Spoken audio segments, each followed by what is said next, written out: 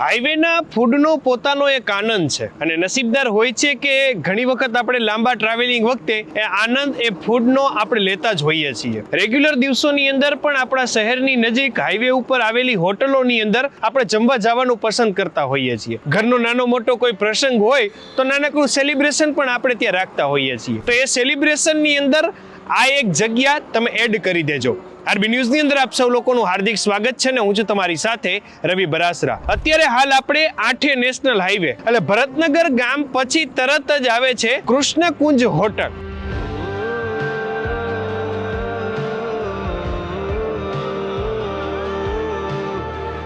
આ હોટલની અલગ અલગ ફેસિલિટીઝ છે એ વિશે વધુ વાતચીત કરવા માટે અત્યારે હાલ આપણી સાથે हनुमानजी जोड़ाया છે. सबसे पहले स्वागत है आपका. और ये होटल स्टार्ट किए कितने साल हुए, कितना टाइम हुआ है? 1 साल हो गया समथिंग.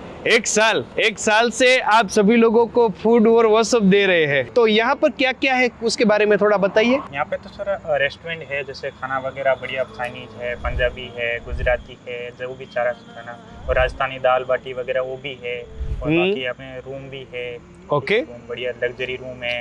और ओहो. बाकी अपना एसी हॉल भी है अंदर, जिसके अंदर छोटा मोटा 25-30 या फिर उससे ज़्यादा 50 समथिंग तक पार्टी हो सकती है उसके अंदर. ओके. और बाकी अपना गार्डन भी है. गार्डन के अंदर बर्थडे पार्टी हो गया, कोई और भी कोई फंक्शन वगैरह करना चाहे तो भी हो सकता है उसके. ઓકે.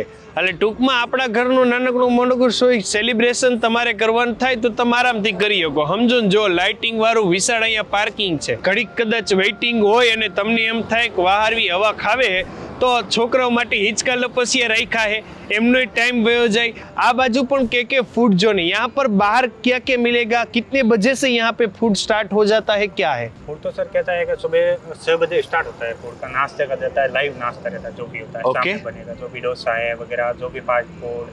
ओके. अपने होटल में कितने लोग आराम से बैठकर फूड का आनंद ले सकते, यानी कि सीटिंग कैपेसिटी क्या है? 200 टोटल. 200.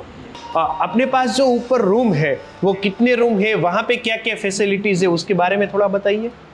रूम तो सर अपने पास ऊपर 22 रूम है टोटल अपने पास. ओके. ठीक है. बाकी जो सिंगल आदमी रुकना चाहते हैं उसके लिए भी है, फिर डबल रुकना चाहते हैं उसके लिए भी है, ट्रिपल रुकना चाहते हैं तो उसके लिए भी है. मतलब 3 वैरायटी के रूम है अपने पास. ओके. डिलेक्स है, सुपर डिलेक्स है, प्रीमियम. ઓકે. ઓકે, એટલે 3 કેટેગરીના રૂમો છે કે જેમાં તમે આવીને સ્ટે કરી શકો છો. કોઈ વેપારી આવ્યા હોય તો એ પણ અહીંયા રહી શકે છે, એ માટેની સુંદર મજાની વ્યવસ્થા है. फूड में बेसिकली हमारे पास क्या क्या है यहाँ पर? चाइनीज है, पंजाबी है, गुजराती है, साउथ इंडियन है, बाकी सारा लगभग समथिंग राजस्थानी वगैरह सब.